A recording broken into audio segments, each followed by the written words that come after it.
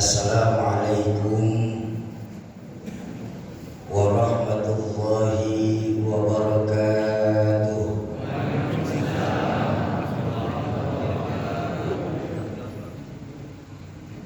Alhamdulillahilladzi wa kafa. Wassalatu wassalamu ala sayyidina Muhammadinil Mustafa wa ala alihi wa ashabihi ahli sidq wal wafa, amma ba'du. Yang saya muliakan para alim ulama, para masyayikh, para asatiz dan ustazat, para hujjaj, para sepuh dan bini sepuh di jamaah Masjid Al-Aqobah 2, wabil khusus Imam Rawatib dan Ketua DKM Masjid Al-Aqobah 2. Mudah-mudahan Allah panjangkan usia guru-guru kita dalam ketaatan kepada Allah Subhanahu wa Ta'ala. Yang saya hormati para tokoh-tokoh masyarakat, tokoh-tokoh pemudaan, yang minta maaf besar tidak disebut nama, kecil tidak disebut gelar. Bapak-bapak dan ibu-ibu, jamaah ma'asyiral muslimin dan muslimat, para calon penghuni surganya Allah yang dicintai Allah Subhanahu wa Ta'ala. Alhamdulillah, pada pagi hari ini kita masih dikasih kenikmatan sama Allah untuk mengikuti sholat subuh berjamaah dan masih dikasih nikmat menikmati indahnya udara Ramadan. Pagi hari ini kedatangan saya di Al-Aqobah 2 bersama saudara-saudara saya dari komunitas Riau Sumsel Mengaji, mempunyai visi untuk mengumpulkan Al-Quran sebanyak 1 juta mushaf. Saya berharap pagi hari ini jamaah Al-Aqobah bisa ikut turut berpartisipasi untuk membumikan kembali Al-Quran di tempat kita. Bapak-bapak dan ibu-ibu, jamaah ma'asyiral muslimin dan muslimat, para calon penghuni surganya Allah yang dicintai Allah Subhanahu wa Ta'ala. Dalam kesempatan pagi hari ini saya hanya ingin bercerita saja, diambil dari kitab Nasaihul Ibad. Ketika satu hari Al-Imam Al-Faqih Abu Lais, atau yang dalam kitab tertulis Syekh Ibrahim bin Adham, atau yang biasa kita dengar di Palembang ini dengan nama Imam Hasan Al-Basri, ketika beliau lagi hendak di satu pasar, beliau dihadang oleh beberapa jamaah. Assalamualaikum ya Imam. Waalaikumsalam Pak. Yang tanya dari Al-Aqobah 2 soalnya waktu itu. Waalaikumsalam Pak. Ada apa Pak? Hubung gitu rupanya. Ada apa Pak? Kami nak tanya Imam. Tanya apa? Kenapa si Imam sampai sekarang ini doa-doa kami ini belum didengar sama Allah? Sampai sekarang permohonan kami merasa belum dijawab sama Allah. Perminta doa kami ini belum dikabul sama Allah. Padahal kami ini di lingkungan Aqobah 2 ini untuk sholat Imam, walaupun sendiri-sendiri dan di akhir waktu kami usahakan untuk sholat Imam. Iya kan? Betul. Sedekah sekecil-kecilnya 5.000 kami titip tuh di Aqobah 2. Dengan yatim, walaupun rame-ramean, kami ikut santunan yatim di bulan Muharram. Begitu banyak Imam perbuatan baik yang kami lakukan, tapi kenapa Kenapa kami merasa sampai sekarang ini doa-doa kami belum dijawab sama Allah? Bukankah Allah sudah berjanji dalam Al-Quran, Imam, ud'uni astajib lakum, mintalah kepadaku maka aku kabulkan permohonanmu. Tapi kami merasa bahwa doa kami ini lama kali dijawab, Imam. Apa mungkin, Imam, ayat Qur'annya yang salah, tapi bukankah Allah Maha benar? Atau mungkin Allah lagi terlalu sibuk, apalagi mau lebaran ini, sampai doa kami ini masuk waiting list. Mendengarkan pertanyaan tersebut,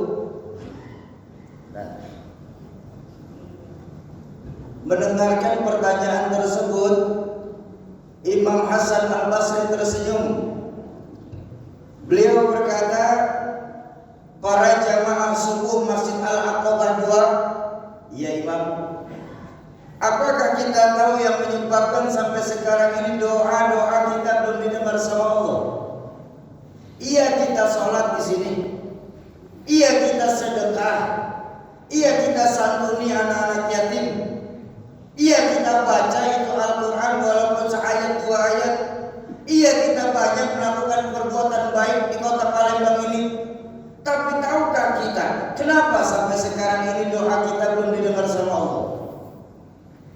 Tidak tahu, Imam, makanya kami tanya. Yang menyebabkan sampai sekarang doa kita belum didengar sama Allah, kata beliau, itu dikarenakan hati kita mati di kota Palembang ini. Dari hati yang mati, bagaimana sebelum doa itu bisa sampai ke hadirat Allah Azza wa Jalla? Efeknya apa? Karena hati kita mati, Pak. Akhir-akhir ini kita sering menjalankan agama menurut akal kita, bukan menurut Allah. Dan kalau kita mau jujur, yang namanya agama, ada hal-hal yang bisa dilogikakan, tapi juga banyak hal-hal yang tidak dapat dilogikakan. Betul? Kalau dalam agama semua bisa dilogikakan, itu bukan agama, tapi ilmu pengetahuan. Pun kalau dalam agama semua nggak bisa dijelaskan, itu pun bukan agama, tapi dongeng. Yang namanya agama, ada hal-hal yang bisa dijelaskan, tapi juga banyak hal-hal yang tidak dapat dijelaskan. Ketika bertemu dengan hal-hal yang tidak dapat dijelaskan, bisa ditangkap dengan nilai-nilai keimanan.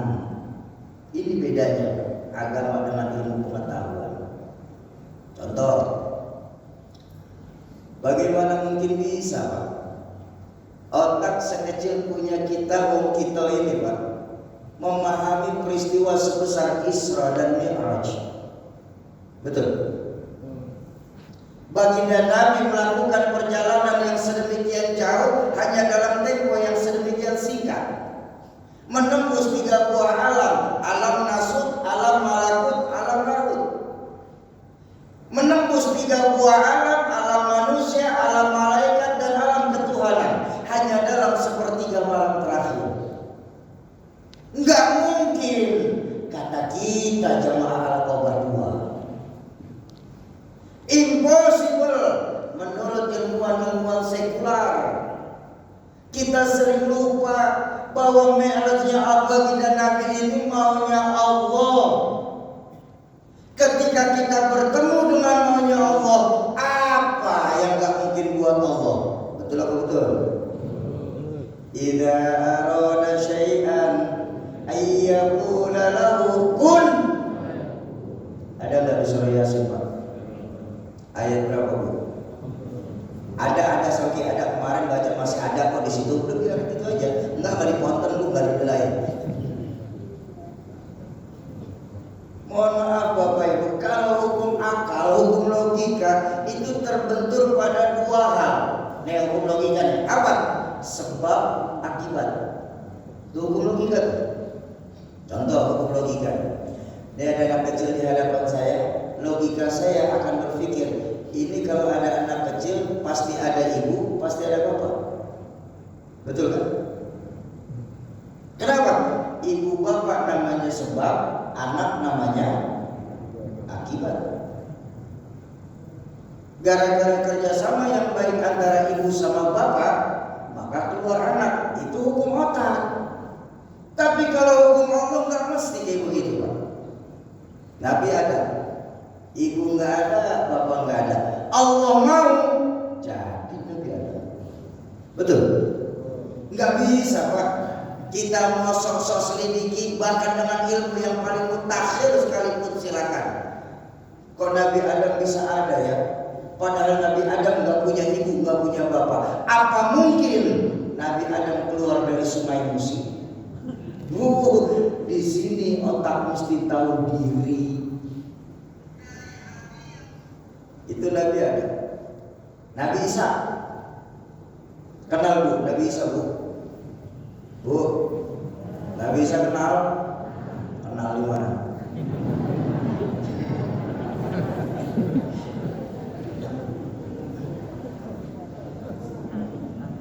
Nabi Isa Pak, ibu ada, bapak nggak ada. Allah mau, jadi apa enggak? Jadi nggak akan bisa Bu diomongin dari kebiasaan kita ini. Kok Siti Maryam bisa hamil ya? Padahal Siti Maryam nggak punya suami. Oh maaf Bapak Ibu, Siti Maryam seorang perempuan suci Pak. Beliau hamil tanpa suami, itu disebut mukjizat. Iya kan Bu? Apa namanya Bu? Mukjizat. Sayang Pak, banyak perempuan sekarang gak mau kalah sama Siti Maryam. Di Jakarta, di Palembang sih sama. Ini kan kita sekarang akhir-akhir begitu. Yang bikin menyebabkan hati kita mati karena otak kita paksa untuk memenuhi kepentingan agama. Kita logikakan agama. Betul. Lebih dari 14 abad yang lalu Al-Quran sudah berpesan apa? Kalla innal insana la yatgha ara'ahus tanna. Jangan begitu, gitu kalau sungguh manusia sering lupa diri ketika posisinya sedang berada di atas puncak. Ia puncak kepintaran, ia puncak harta dan puncak kekuasaan. Kita sering lupa diri. Akhirnya melogikakan agama. Ini yang terjadi saat ini. Lalu apa Imam sesungguhnya yang menyebabkan hati kita mati? Nah, dalam rangka kajian subuh ini saya ingin menyampaikan beberapa. Ya 2 lah paling banyak lah. Insya Allah 15 menit lagi selesai. Sudah dipotong 10 menit pembukaan, masih 5 menit lagi jadi waktu saya. Yang menyebabkan hati kita mati sehingga doa kita belum didengar sama Allah apa? Pertama, wa ta'kuluna rizqan minallah wa la tashkuruna.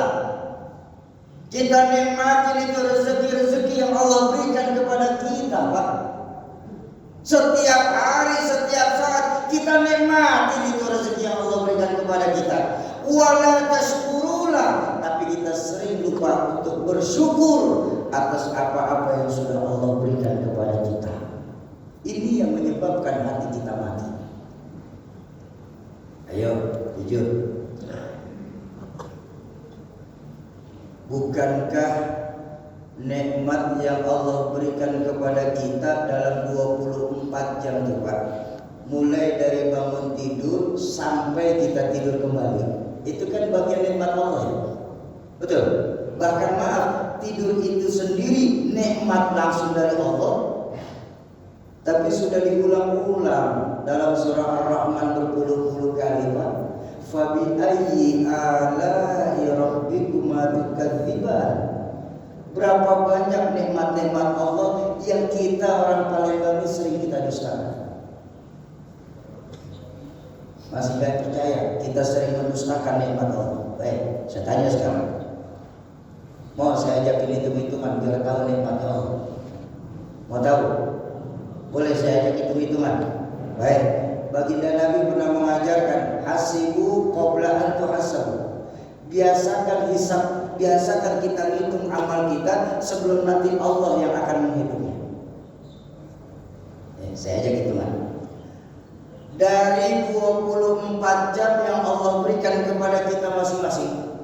Jadi sini waktu 24 jam kan semua yang dikasih sama Allah ya. Betul? Saya pengen tahu yang 23 jam angkat tangan. Ada nggak? Nggak ada. 24 jam Allah berikan waktu kepada kita. Kita bagi menjadi beberapa bagian. Bapak Ibu tahu waktu normal untuk beristirahat menurut ilmu kedokteran berapa lama? 8 jam. Baik, potong 8 jam pertama. Waktu normal untuk bekerja pun menurut profesional itu 8 jam di luar jam istirahat. Ya, lebih dari 8 jam bekerja itu hitungannya lembur. Betul? Baik. Potong 8 jam kedua, buang. 8 jam pertama buat istirahat, 8 jam kedua buat bekerja. Kan masih ada 8 jam terakhir, Pak. Iya kan? Ayo. Kalau benar kita mau adil sama Allah, kan seharusnya 8 jam itu kita gunakan buat ibadah kepada Allah. Tapi berapa banyak dari 8 jam ini yang kita maksimalkan benar-benar buat ibadah? Oke, hitung-hitungan lagi. Ya, walaupun Allah nggak suka hitung tentang nikmatnya, tapi buat kita ayo baik, kita hitung lagi. Anggap jamaah Al-Aqabah ini walaupun sholat sendiri-sendiri, anggaplah insya Allah sholat 5 waktu nggak akan ketinggalan, nggak akan pernah kelewat. Amin. Baik. Tapi sekarang saya tanya, sekali sholat jamaah Al-Aqabah berapa lama? 10 menit. Kelamaan kalau sendiri. 5 menit juga kelamaan kan? Itu doa apa juga udah baca. Rata-rata kita sholat 3 menit setengah. Malah teman saya ada yang 1 menit setengah. Paket kilat khusus. Tapi baik, 10 menit. Baik, saya ikutin 10 menit. 10 kali 10, 10 kali 5, 50. Masih ada 7 jam 10 menit kita sisakan. Pantas berpuluh-puluh kali Allah ulang dalam surah Ar-Rahman. Fabi ayyi ala'i rabbikuma tukadziban. Berapa banyak nikmat-nikmat Allah yang sering kita dustakan. Bahkan saya punya guru pernah mengajarkan begini. Nikmat baru akan terasa ketika sudah mulai berkurang atau hilang sama sekali. Maaf, kita baru bisa merasakan nikmatnya bernafas ketika hidung kita lagi ditutup kayak begini. Betul. Kita baru bisa merasakan nikmatnya tidur di saat kita lagi tidak bisa tidur. Kita baru bisa merasakan nikmatnya sehat di saat seluruh persendian badan kita sudah mulai sakit semua. Tapi ketika itu sehat, nyaris kita sia-siakan itu, syukur ke Allah. Makanya kalau Bapak Ibu ingat, insya Allah ingat.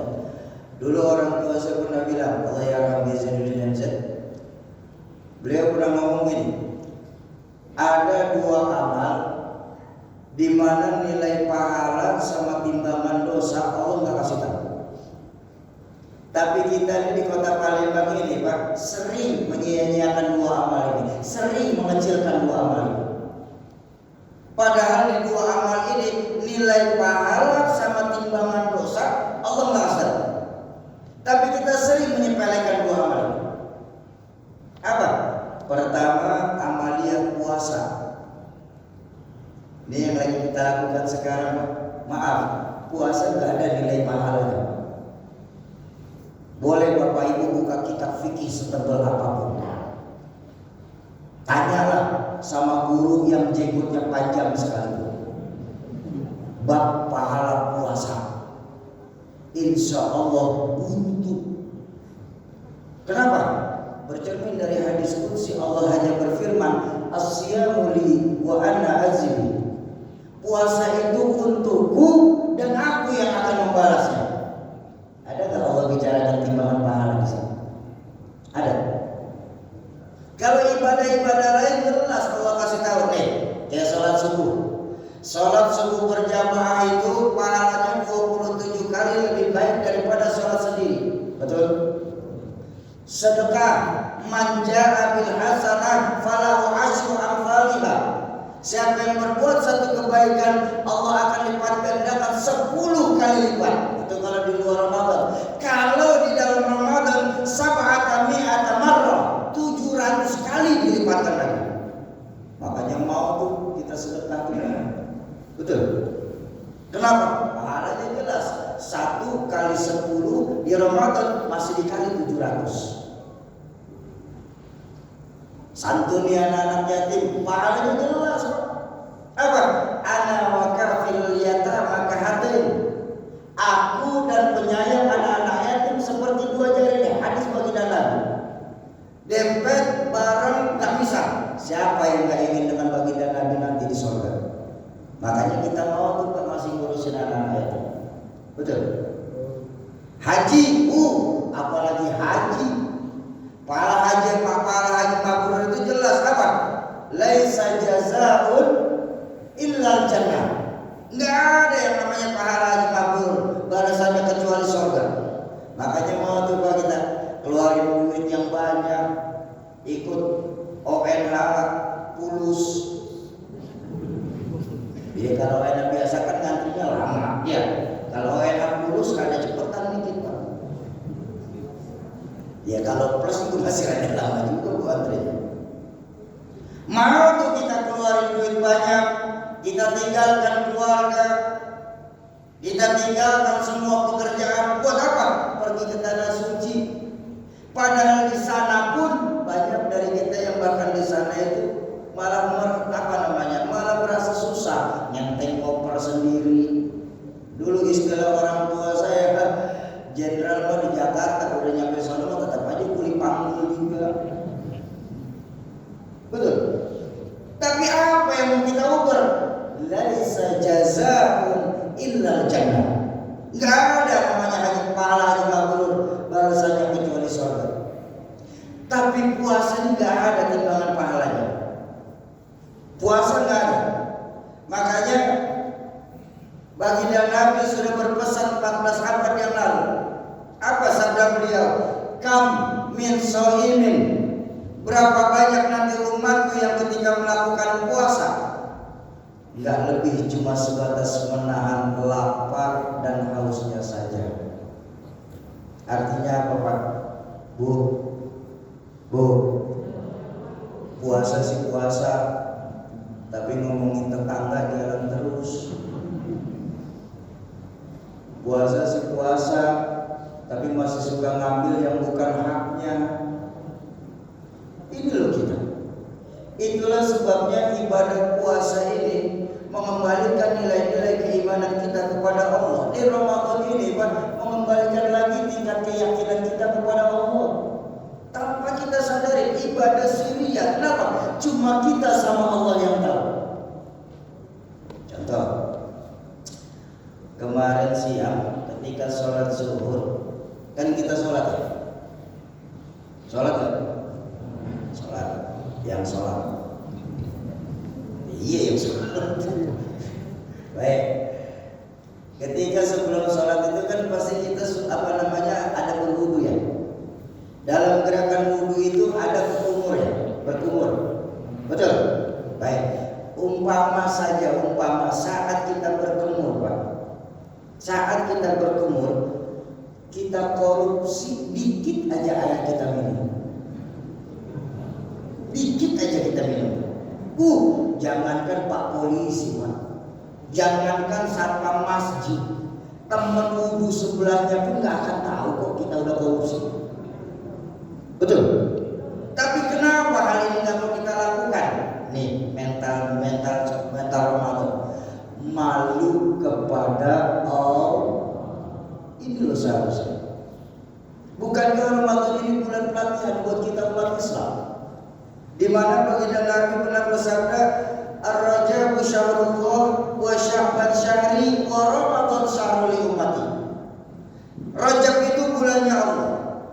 Kan dari 12 bulan yang Allah ciptakan, Allah mempunyai 4 bulan istimewa yang dalam Al-Quran disebut minha arba'atun hurum. 4 bulan istimewanya Allah ini di mana pahalanya itu dilipat gandakan.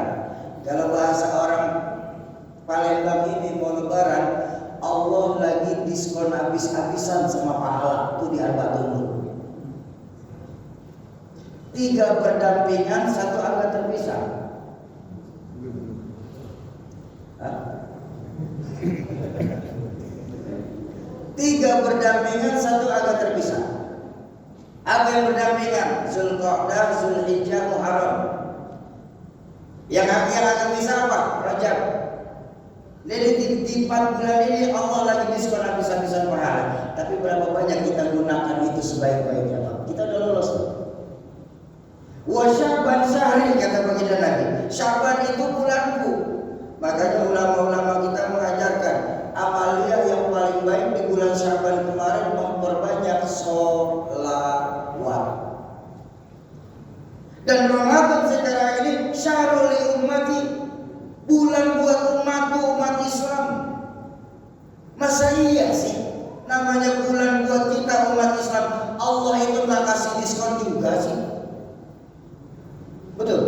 Seharusnya yang 1 bulan ini Pak, kita ditempa, kita dilatih untuk menghadapi 11 bulan yang akan datang. Merasakan Allah kembali dalam hidup kita. Banyak yang kita bisa ambil dari pelajaran ini. Itulah sebabnya kenapa ini disebut ibadah sirriyah, ibadah rahasia.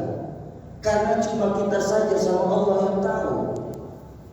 Kalau ibadah-ibadah lain, ibadah badaniyah, orang lain bisa saja nilai ibadah kita.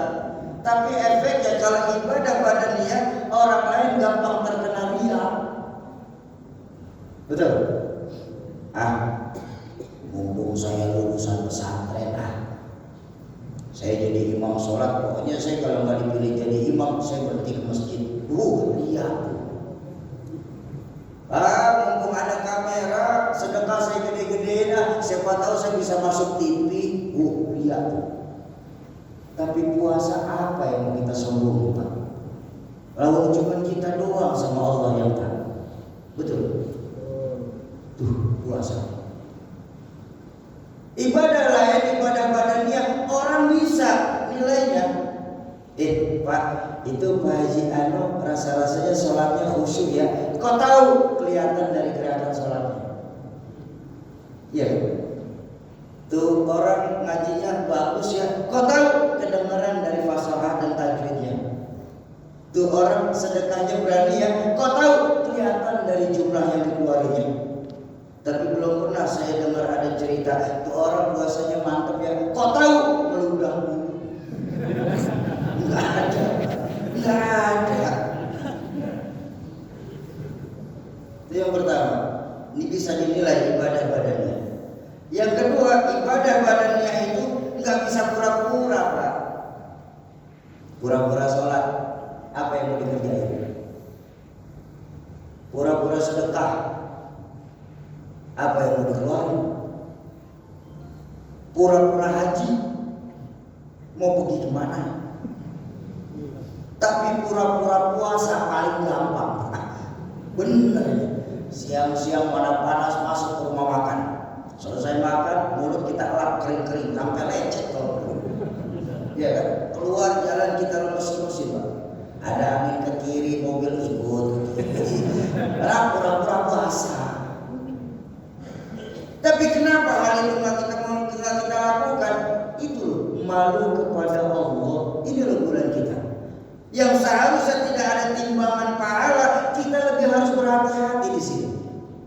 Makanya saya ingin berpesan buat jamaah Masjid Al-Aqabah, khususnya untuk saya pribadi pagi hari ini. Jadikan Ramadan sekarang ini sebagai 2 hal. Pertama, jadikan Ramadan sekarang ini, Pak, sebagai Ramadan terbaik yang pernah kita lakukan.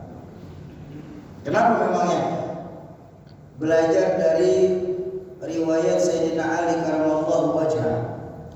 Beliau pernah meriwayatkan orang baik itu adalah yang sekarang lebih baik daripada kemarin dan esok hari lebih baik daripada sekarang. Itu yang pertama. Yang kedua, jadikan Ramadan sekarang ini sebagai Ramadan terakhir yang akan kita laksanakan. Serem benar Soki. Ya memang Pak. Kenapa? Pertama alasannya supaya timbul kekhusyuan kita dalam melakukan ibadah Ramadan. Ya. Yang kedua, tidak ada satupun janji Allah kita masih diketemukan di Ramadan yang akan datang. Ayo, jadikan dua ini sebagai Ramadan terbaik dan Ramadan yang terakhir kita laksanakan. Tuh, pertama, amalia tidak ada timbangan pahala, tapi kita sering terjebak dalam perbuatan sia-sia. Yang kedua, amalia yang tidak ada timbangan dosa. Kita juga sering kenal ya Pak, orang Palembang ini Pak. Apa? Kufur nikmat. Hati-hati Pak. Ini kufur nikmat Allah nggak kasih tahu timbangan dosanya Pak. Dosa-dosa lain jelas Pak. Apa dosa lain itu? Maaf sekali lagi saya ulang. Maaf. Zina itu hukumannya jelas Pak. Apa hukuman zina? Orang yang sekali melakukan perbuatan zina, mereka akan direndam dalam neraka itu selama 40 tahun. Di mana satu hari di sisi Allah itu laksana 1000 tahun di dunia. Kan enak ngitungnya tuh Pak. 1 kali 360 kali 40 kali 1000. Itu yang kalau baru sekali. Yang baru sekali. Yang kalau ngambil tiket mingguan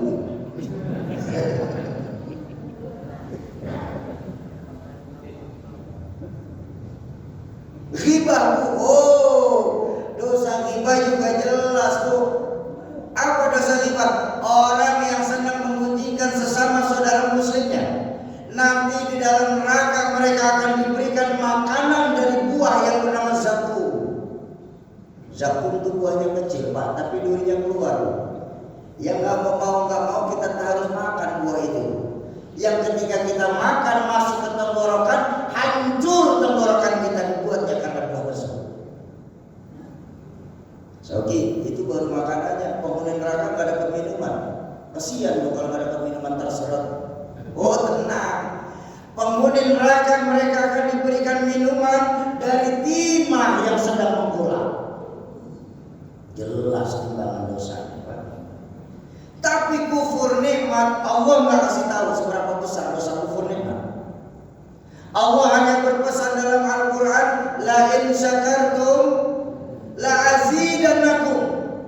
Kalau kau bersyukur, aku akan tambah nikmatku kata Allah.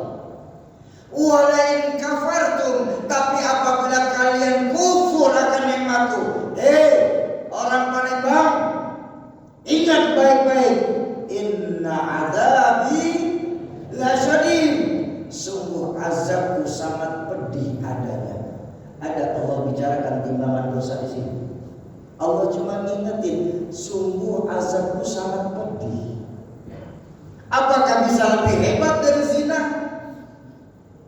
Atau jauh lebih ringan daripada riba? Allah nggak kasih tahu di sini. Tapi baiklah, buat perbandingan saja, buat perbandingan kita, buat kita bawa oleh-oleh. Saya pernah ngaji sama guru saya dalam kitab Tamtihul Qaul. Beliau pernah menjelaskan bahwa dalam satu hadis qudsi Allah pernah berfirman begini Pak, tentang orang yang kufur nikmat ini. Apa firman Allah tentang orang yang kufur nikmat ini? Allah berfirman dalam hadis qudsi, man lam yashkur ala na'mai. Barang siapa yang tidak pernah bersyukur atas nikmat-nikmat yang aku berikan, wala yasbir ala balai, dan mereka juga tidak pernah bersabar atas musibah yang aku timpakan. Nih Pak, bersyukur dan bersabar. Dua-duanya rasa-rasanya Pak, kita sudah hampir kehilangan itu. Kenapa saya berani bilang begitu? Maaf. Bahasa yang sering saya pakai akhir-akhir ini apa? Kita sekarang ini di kota Palembang ini lebih sering memusingkan bagaimana hidup enak, tapi sering melenakan bagaimana mati nikmat. Kita sering memikirkan bagaimana cara hidup di dunia enak, tapi kita sering lupa memikirkan bagaimana mati nikmat. Hidup enak perlu, mati nikmat jauh lebih penting. Bukankah selama ini kita hanya memikirkan jasmani terus, jasmani lagi, tapi rohani kita kering kerontang untuk urusan agama. Makanya guru saya dulu pernah bilang, berapa banyak orang sekarang gemuk badannya tapi kurus rohnya, karena kurang rasa bersyukur. Wala yasbir ala balai, dan mereka tidak pernah bersabar atas musibah yang aku timpakan. Ini kan kita juga sering kenal ya. Ya Allah Syauki, saya mah sedekah rajin, sholat juga mau terus di masjid, sama yatim juga saya rawati, sama tetangga juga saya selalu berbagi. Tapi kenapa ya Allah tuh silih berganti memberikan musibah kepada keluarga kami? Itu bukti orang gak sabar. Gak usah jauh-jauh, itu bukti orang gak sabar. Kita lupa janji Allah dalam Al-Quran, Pak. Ketika Allah kasih kita bencana, kita lupa janji Allah dalam Al-Quran. Apa janji Allah? La yukallifullahu nafsan illa wus'aha. Sungguh Allah tidak akan memberikan bencana kalau kita orang Palembang ini gak sanggup, Pak. Jadi yakinlah, Pak, ketika Allah kasih kita musibah, kita bakal sanggup melewatinya. Betul? Karena janji Allah pula, fa inna ma'al usri yusra. Setiap ada kesusahan pasti, saya bilang, Allah akan kasih pintu kemudahan buat kita. Pertanyaannya adalah, mampukah kita, Pak, di kota Palembang ini bermuhasabah dengan musibah yang menimpa kita? Bukankah musibah itu ada 3 jenisnya? Ada musibah sebagai ujian, ada musibah sebagai teguran, ada musibah sebagai hukuman. Kalau orang baik-baik macam jamaah Al-Aqabah dapat musibah, itu insya Allah kita namanya ujian, Pak. Amin. Kenapa diuji? Karena mau naik kelas. Di mana-mana kalau mau naik kelas harus lewati proses ujian, betul kan? Kuncinya 2 kalau ujian, Pak. Apa? Lulus, lolos, baru Allah angkat derajat kita. Amin. Tapi kalau teguran, orang setengah-setengah dapat musibah, setengah-setengahnya yang ada di hadapan Bapak Ibu nih. Ini saya orang setengah-setengah.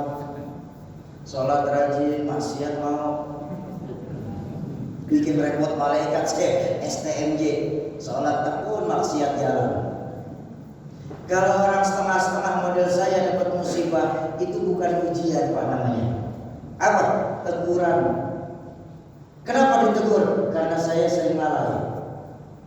Maka konsekuensi dari teguran 2 pula. Apa? Perbaiki yang kurang, kurangi yang memang berlebihan. Tapi kalau hukuman ternyata datangnya buat kita, Pak, na'udzubillah tsumma na'udzubillah, tiada jalan lain selain 2 pula jawabannya. Apa? Memperbanyak istighfar dan melakukan taubatan nasuha. La saghair illa bil istimrar, wala kabair illa bil istighfar. Enggak ada, Pak, yang namanya dosa kecil, Pak, kalau ditimpa dilakukan terus-menerus, Pak. Juga enggak ada, Bu, yang namanya dosa besar kalau ditimpa dengan istighfar dan melakukan taubatan nasuha. Ini maaf sekali, maaf. Saya khawatir, Pak, itu kalau bicara secara personal, tapi kalau bicara secara nasional, Pak, itu bukan lagi bicara soal ujian, teguran atau hukuman. Apa namanya kalau skala lebih besar, Soki? Borongan. Borongan nih, contoh COVID nih. Saya yakin ini borongan, Pak. Bagaimana definisi hukuman borongan, Soki? Gini, yang paling mudah saja untuk dipahamin mudah-mudahan. Di luar puasa siang hari panas makan jambu air enak apa enggak? Rasa tenggorokannya. Dulu di sini masih banyak pohon jambu, naiklah kita ke pohon jambu. Baru sampai tengah pohon kaki kita digigit semut api. Kita tengok banyak juga nih semut. Kita turun ke bawah, kembali ke rumah. Ngapain? Ambil obor. Iya kan? Obor kita nyalain, kita balik lagi ke pohon jambu. Sepohon yang namanya semut kita bakar. Betul? Yang gigit satu. Yang gigit satu tuh Pak. Itu semut-semut lain kalau kedengaran protes mereka Pak. Yang gigit kamu teman saya nggak ikut-ikut. Tapi kita nggak mau tahu asal semut, saya bakar. Nih, COVID kayak begini Pak. Wattaqu fitnatan la tusibanna alladzina zalamu minkum khassah. Takutlah kita yang ketika Allah turunkan bencana bukan cuma nimpa yang jahat-jahat, tapi guru-guru saya, orang tua saya, semua bakal kena imbasnya. Ini borongan. COVID nih, borongan Pak. Ini bicara boleh saya berhayal ya? Boleh saya berhayal Pak? Baik. Kalau saja baginda Nabi masih ada di tengah-tengah kita, nah saya berhayal ya? Saya yakin yang namanya COVID ini gak akan ada Pak. Amin. Kalau saja Rasulullah masih ada di tengah-tengah kita, saya yakin Pak, gak akan ada itu gunung meletus, gak akan ada itu gempa bumi, gak akan ada itu banjir bandang. Kenapa? Baginda Nabi rahmatan lil alamin. Wa ma kana Allahu liyu'adzibahum wa anta fihim. Sungguh Allah tidak akan menurunkan bencana hai Muhammad selama engkau masih ada di tengah-tengah mereka. Janji Allah dalam Al-Quran. Tapi kan kita sekali lagi harus realistis. Baginda Nabi sudah tidak ada di tengah-tengah kita. Baginda Nabi sudah tidak ada di atas perut bumi. Beliau sudah masuk ke dalam perut bumi. Beruntung kita di Palembang ini, ayat Qur'annya masih nyambung. Apa sambungannya? Wa ma kana Allahu mu'adzibahum wa hum yastaghfirun. Dan Allah tidak akan menurunkan bencana selama di tengah-tengah kita masih banyak yang istighfar. Ya, paling tidak kita istighfar. Maaf, manusia yang paling bersih hatinya itu Rasulullah. Betul. Manusia yang paling mulia akhlaknya juga Rasulullah. Setuju? Bahkan saya berani bilang satu-satunya manusia yang sudah mendapatkan jaminan ampun atas segala dosa langsung dari Allah cuma Rasulullah. Liyaghfir lakallahu ma taqaddama min dzambika wa ma ta'akhkhar. Hai Muhammad, dosamu yang dulu, yang sekarang atau yang akan datang itu pun kalau ada sudah bebas ampunan dari Allah. Tapi tengok Rasulullah, dosa sudah diampuni, hati paling bersih, akhlak paling mulia. Tapi maaf Bapak Ibu, baginda Nabi kalau sholat malam sampai bengkak kakinya karena kelamaan sujud. Allahumma sholli ala sayyidina Muhammad. Saya tahu jemaah Al-Qabar 2 ini juga banyak yang kakinya pada bengkak. Iya masing-masing.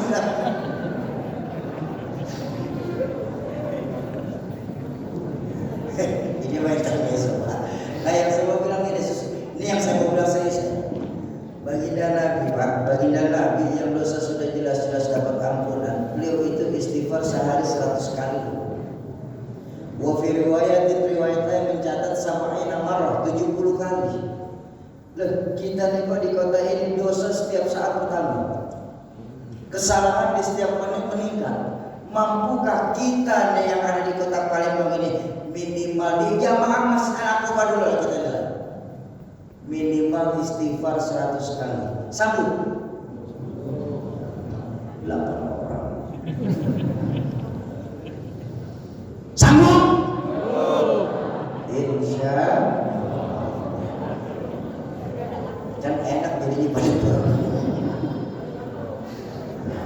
Bapak Ibu jamaah ma'asyiral muslimin dan muslimat, para calon penghuni surganya Allah yang dicintai Allah Subhanahu wa taala. Wala yasbir ala balai, dan mereka tidak pernah bersabar atas musibah yang aku timpakan kepada mereka. Apa ancaman Allah tentang dua perkara ini, Pak? Falyakhruj min tahtis samai, silakan keluar dari kolong langitku, keluar. Oh, diusir kita Pak dari kolong langit Pak. Kalau kita diusir dari kota Palembang, kita masih bisa pindah ke Jakarta. Betul. Kita diusir dari Sumsel, kita masih bisa pindah ke Kalimantan. Bahkan kita diusir dari Indonesia, kita masih bisa kita suaka ke Singapura, Inggris dan Australia. Tapi pikir baik-baik, kalau diusir dari kolong langit, nak cari langit mana lagi, Pak? Falyakhruj min tahtis samai, silahkan keluar kalian dari kolong langit itu, keluar.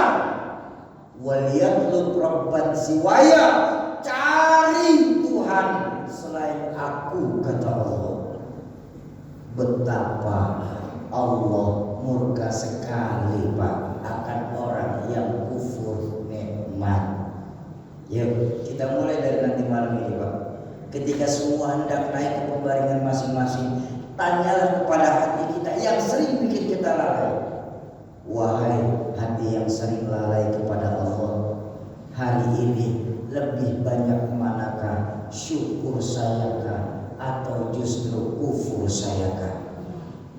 Bapak-bapak dan ibu-ibu jamaah Masjid Al-Aqabah 2, para calon penghuni surganya Allah yang dicintai Allah Subhanahu wa taala.